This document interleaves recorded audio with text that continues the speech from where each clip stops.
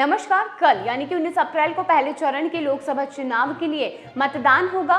नियम के तहत 48 घंटे पहले चुनाव प्रचार का शोर थम गया है और इस 48 घंटे को साइलेंस पीरियड कहा जाता है।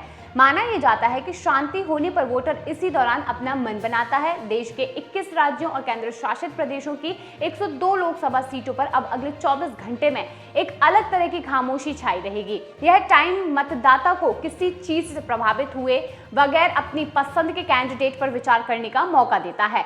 लोक प्रतिनिधित्व अधिनियम 1951 की धारा 126 से और 135 सी के तहत साइलेंस पीरियड के दौरान चुनाव प्रबंधी सभी गतिविधियों को बंद करने का आदेश दिया गया है। निर्वाचन आयोग इन प्रावधानों को लागू करने के लिए अधिसूचनाएं जारी करता है।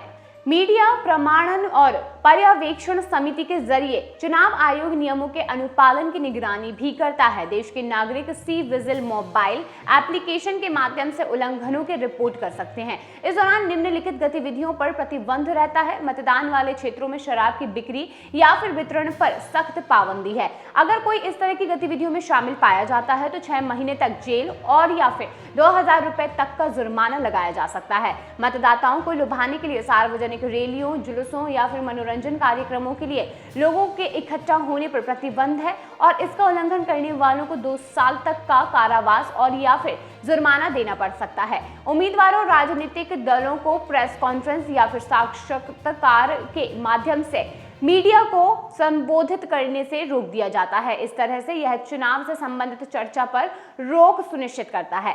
ऐसे न करने पर 2 साल तक की जेल और या फिर जुर्माना हो सकता है। विज्ञापन समाचार सामग्री से बिल्कुल अलग होना चाहिए। गूगल जैसी सोशल मीडिया कंपनी को अनुसूचित और अनुचित प्रभाव रोकने के लिए राजनीतिक विज्ञापनों को सत्यापित करने की आवश्यकता है। मीडिया समूह को किसी तरह की शत्रुतापूर्ण या फिर पक्षपातपूर्ण नैरेटिव को बढ़ावा देने से बचने को कहा जाता है। मीडिया प्रमाणन और पर्यवेक्षण समिति पेड न्यूज का प्रसार रोकने के लिए जांच करती है। सोशल मीडिया से जुड़ी कंपनियों लोगों को अपने से आचार संहिता का पालन करने की उम्मीद की जाती है।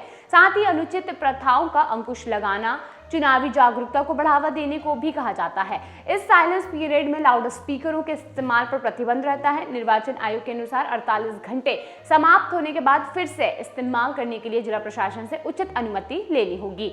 वहीं ओपिनियन पोल और एग्जिट पोल जारी करने पर बैन रहता है। निष्पक्षता सुनिश्चित करने के लिए ऐसा किया जाता है जिससे वोटर प्रभावित ना हो सके। ये सभी नियम उन लोकसभा क्षेत्रों के लिए है जहां पर 48 घंटे में वोटिंग होनी होती है। पहले चरण में 8 केंद्रीय मंत्री नितिन गडकरी, किरेन रिजिजू, सर्बानंद सोनोवाल, संजीव बालियान, जितेंद्र सिंह, भूपेंद्र यादव, अर्जुन राम मेघवाल और एल मुरुगन, 2 पूर्व मुख्यमंत्री विप्लव कुमार देव और नबाम तुकी के साथ साथ पूर्व राज्यपाल तमिलिसाई सुंदरराजन मैदान में उतरे हुए हैं।